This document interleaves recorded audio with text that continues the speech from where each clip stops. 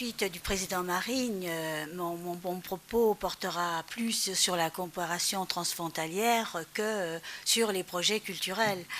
Certes, nous avons des projets culturels, mais nous avons aussi d'autres types de projets. Et comme M. Marigne l'indiquait, il s'agit pour le Conseil général de mettre concrètement en œuvre ou de faire en sorte que sur le territoire haut-alpin, il y ait un développement et qu'il soit sur plusieurs thèmes.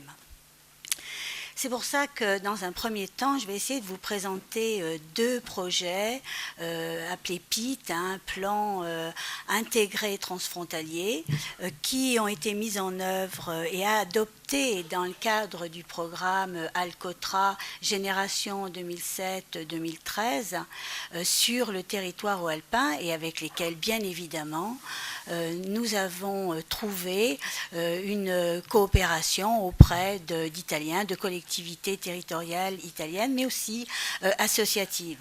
Et ces projets comporte donc des projets simples, comme vous le savez. En fait, c'est un plan intégré transfrontalier.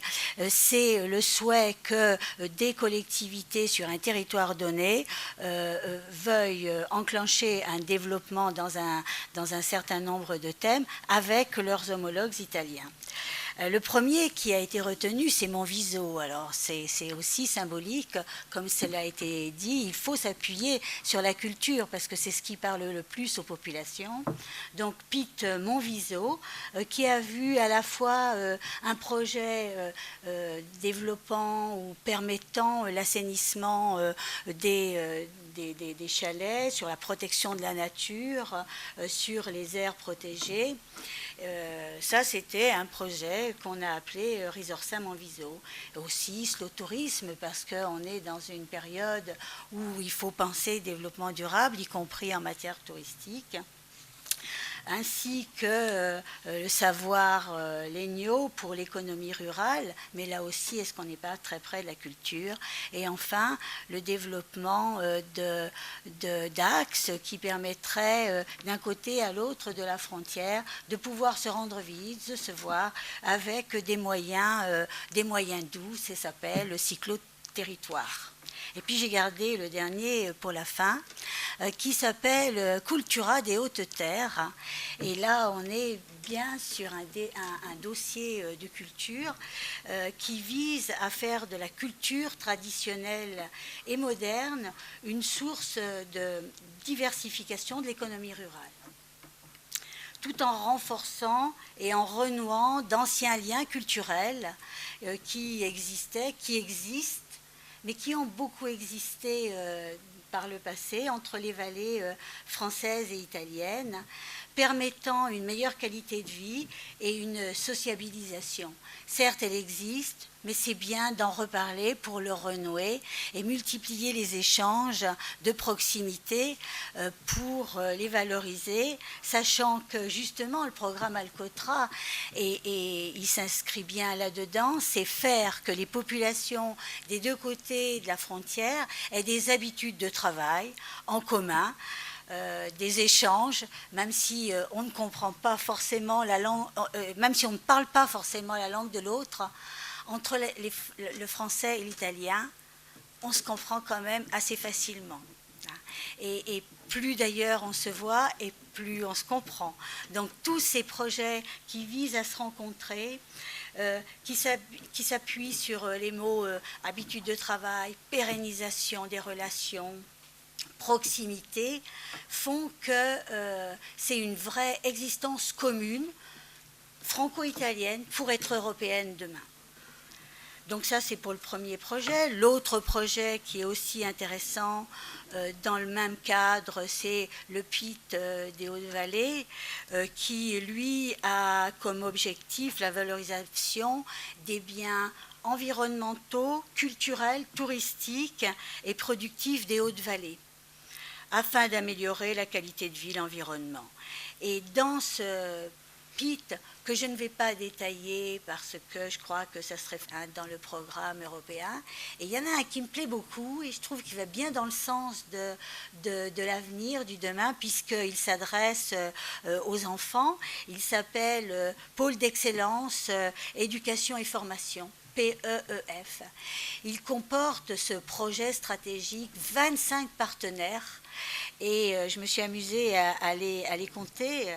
Il y en a 12 Italiens et il y en a 13 Français, donc c'est très équilibré et ça vise à permettre l'insertion et la mobilité des populations des deux côtés de la frontière dans l'esprit d'ouverture européenne.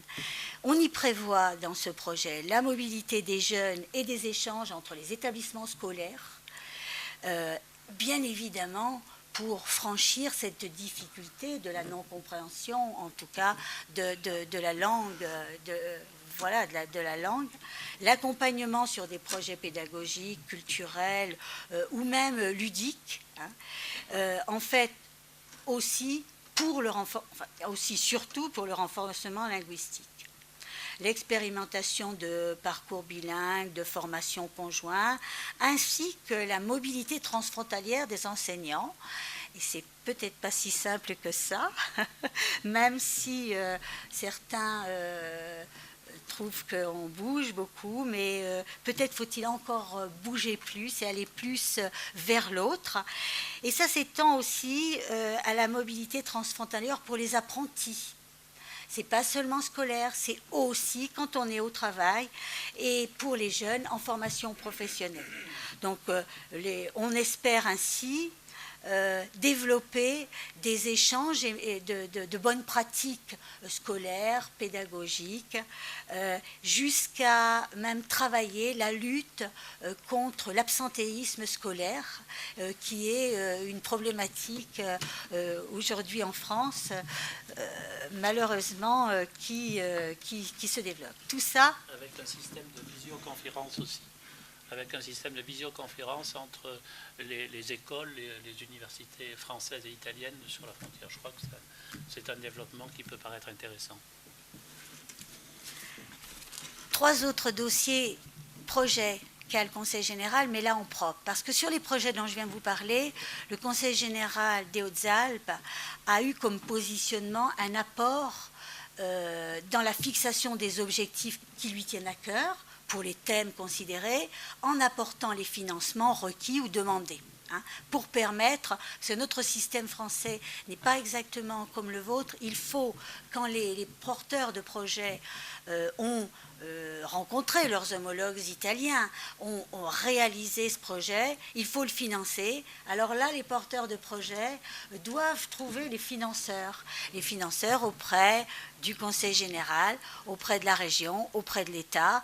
Divers ministères peuvent être concernés. Voilà comment on le fait. Donc, sur les projets dont je vous ai parlé, le Conseil général a dit « oui, ce projet m'intéresse, j'apporterai un financement ». Parfois, c'est le cas des 3 autres dossiers, il y a un autre positionnement, il veut être moteur, il dit « là, c'est vraiment un sujet qui m'intéresse particulièrement, je suis dans mon domaine de compétences, alors je vais trouver moi-même un partenaire, développer un projet, apporter 2 types de financement, un financement d'autofinancement et un financement par voie d'une subvention supplémentaire. Il y a les 2 moyens, la contrepartie et l'autofinancement. Ça va entraîner des financements européens qui ne sont pas de la même nature. Je ne vais pas rentrer dans la cuisine financière, mais c'est un positionnement qui est avec une stratégie politique assez différente. Et il l'a fait, le Conseil général, sur un dossier. Excusez-moi de ne pas être trop culturel, mais ce n'est pas là-dessus. Mais ça peut venir, peut-être demain, ce sera un projet culturel qu'on aura, puisque comme Raymond Marine vous l'a dit, nous sommes en train d'écrire notre schéma de développement culturel. Donc il est vraisemblable qu'on en aura prochainement, peut-être sur la génération après 2013. Mais le premier qu'il a choisi de faire, c'est Web Inforoute, c'est un réseau d'information routière. Et c'est, si vous venez en France, c'est les panneaux, et puis il y en a d'autres côtés aussi, sur votre côté, c'est les panneaux à messages variables indiquant quel est l'état de la situation sur les routes pour permettre le mieux possible ce déplacement de population qui fait que, eh bien, on pourra avoir une action commune. Alors, ce projet est assez dynamique. Je vous ai dit, il y a des panneaux à messages variables. Je lis, parce que je ne suis pas technicienne du domaine.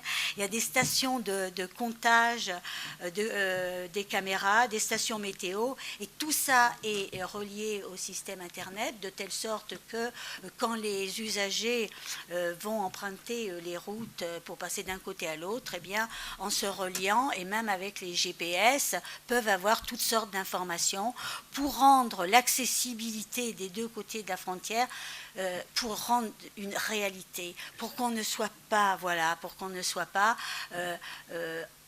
comme on le dit souvent en France, enclavé, pour que justement il y ait une réelle sortie, une réelle fluidité des deux côtés.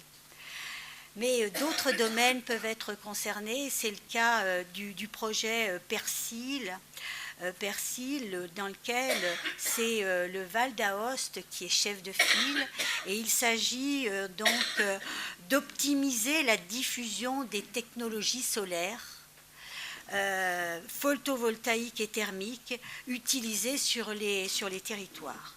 Donc des actions d'échange sont concrétisées, ainsi qu'une mise en réseau d'information utile au développement transfrontalier de modalités de production de l'énergie intégrée aux profils architecturaux. Ne me posez pas trop de questions dans ce domaine.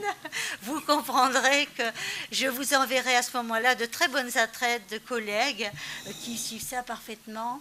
Mais c'était une façon pour le Conseil général d'aller fortement dans ce projet à l'appel du Val d'Aoste pour dire que oui, l'énergie solaire dans notre département, qui est un département très ensoleillé, dont on dit qu'il y a 300 jours de soleil par an sur l'ensemble de ce territoire, et bien de dire oui, on va aller pour le développement de cette énergie solaire. Et on est tellement mieux, tellement plus intelligent quand on est avec d'autres, et voir les réalisations de territoires comme la province de Turin, le Val d'Aoste et autres, c'est extrêmement profitable. Et puis le dernier dossier, il est aussi développement durable, il est pour regarder un peu nos ressources. Il concerne des études qui sont faites sur le Drac, c'est un affluent de l'Isère, et sur le Pélis, qui est, lui, un tributaire du Pô dans la province de Turin.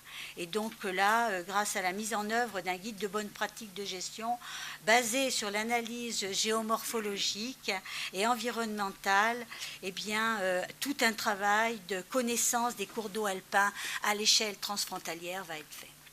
Voilà l'ensemble des projets qui ont été réalisés par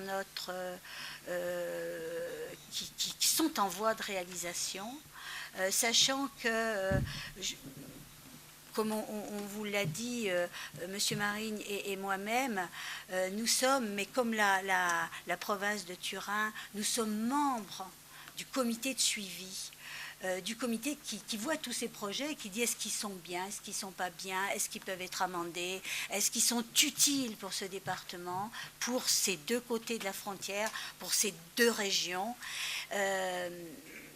On a épuisé pour le moment les enveloppes culturelles et les enveloppes touristiques. Alors c'est un peu embêtant parce que, heureusement que vous êtes passé avant, si j'ose dire, parce que pour le moment, il y a un appel à projet de maintenant, qui a été ouvert au 1er septembre, qui va et qui vaut jusqu'au 30 novembre, qui est un appel à projet sur les thématiques des risques, des transports, des affaires sanitaires, sociales, et particulièrement transport, je l'ai dit, mais pas de culturel